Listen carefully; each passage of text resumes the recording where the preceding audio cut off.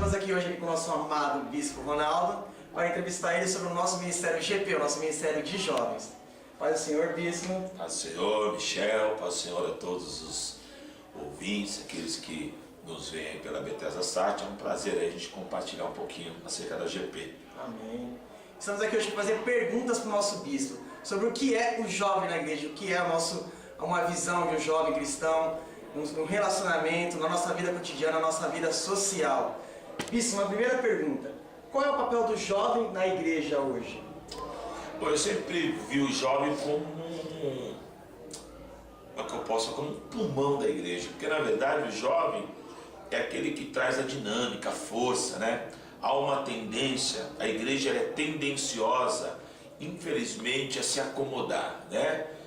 Até por questão às vezes da idade, né? As pessoas elas vão somando aí a idade aí, vai chegando a 90, e aí a tendência é trazer uma acomodação. E o jovem não, o jovem é aquele que realmente trabalha, que traz uma dinâmica para a obra. Então eu não consigo enxergar a obra de Deus sem o jovem. Até se você analisar na Antiga Aliança, principalmente no livro dos Reis, você vai notar que a maioria dos reis, eles eram jovens entre 18 a 22 anos no máximo. E eram jovens que, se você analisar um jovem hoje de 22 anos, você fala assim, né? Mas será que ele pode fazer algo? Naquela época o jovem com 22 anos, ele reinava sobre várias cidades. Então eu acho que o jovem ele sempre foi importante dentro do contexto histórico e é importante também nos dias de hoje, em nome de Jesus. E o que se refere ao escritor sábio, né, que escreveu Eclesiastes, sobre o capítulo 12, que ele fala: lembre o seu Criador no dia da tua mocidade. O que é isso na visão do Senhor? Na verdade é o seguinte, o que o Salomão está dizendo ali?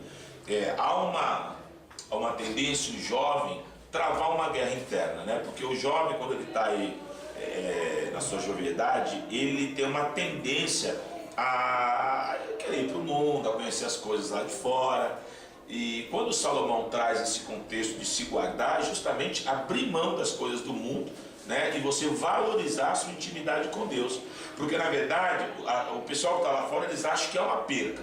Mas para o jovem que está dentro da igreja e entende esse princípio, nunca será uma perca. Pelo contrário, o jovem que coloca o seu potencial na obra de Deus, com certeza o Senhor vai acrescentar na sua vida. E na sua opinião, Bispo, o jovem hoje na igreja ele é influenciado ou influenciador? O jovem depende, nós temos tipos de jovens na igreja, né? Nós temos jovens que já têm uma chamada para liderança, né? Tem jovens que influenciam. Eu tenho aqui na Bethesda jovens que influenciam. Amém. E eu tenho aqui na Bethesda também jovens que são influenciados.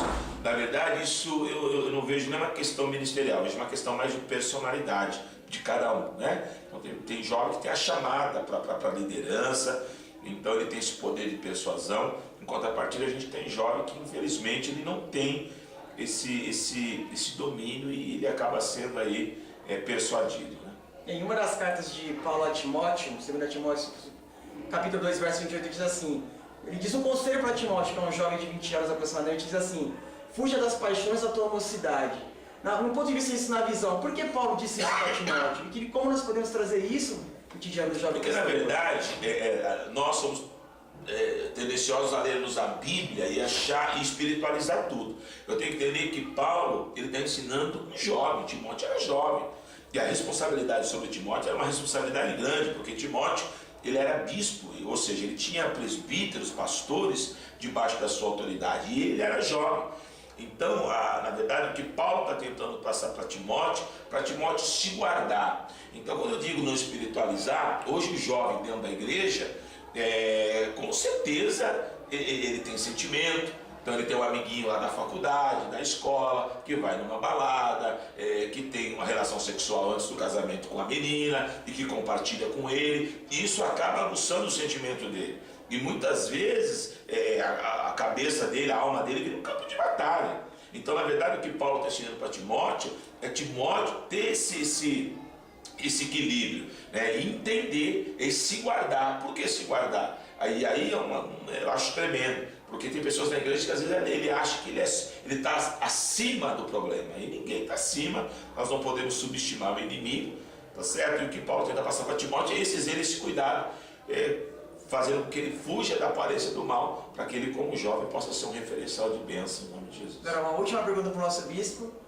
como o jovem deve agir no seu cotidiano em questão crescimento financeiro, busca, trabalho, sonhos, objetivos. O que a Bíblia fala sobre isso, sobre o jovem? Na verdade, o jovem tem que ser focado, né? A Bíblia, quando ela fala de jovem, ela coloca o jovem como aquele que põe fogo na coisa, né? O jovem, ele é, como eu falei no começo, ele é o pulmão da igreja. Agora, o que eu vejo hoje é o jovem um pouco meio que desfocado, e eu também tiro um pouco a questão igreja. Eu acho que isso é questão de personalidade, de formação. Nós não podemos esquecer, né, quando você estuda filosofia, dentro do contexto filosófico, você tem dois tipos de formações. Ou você é fruto do meio social onde você vive, ou você é fruto daquilo que foi gerado pelo seu pai e pela sua mãe. Então, de repente, às vezes você vê jovens que não dão certo profissionalmente, jovens que não estudam, e aí você pega o contexto de vida dele, ele foi formado com uma base bem rasa, né? Ou o pai e a mãe não tinha condição de dar um estudo, de ensinar, o pai e a mãe sempre trabalhou, não gastou tempo com o filho. Então o que eu vejo é que mesmo eu sendo fruto do meio social onde eu vivo, ou sendo fruto de uma criação deformada, eu dentro da igreja preciso entender, e aqui nós somos, né, os jovens são ministrados a retomarem o rumo. Qual o rumo? Fazer uma faculdade, ter propósito profissional. Eu vejo também assim, os jovens, eles não têm paciência, então ele começa a trabalhar numa empresa, e aí daqui a pouco ele trabalha 3 meses, já quer mudar para outra, aí trabalha mais 3 meses, aí vem um, oferece coisa às vezes até hilária, né? R$5, R$3 a mais, e o camarada, e não é assim.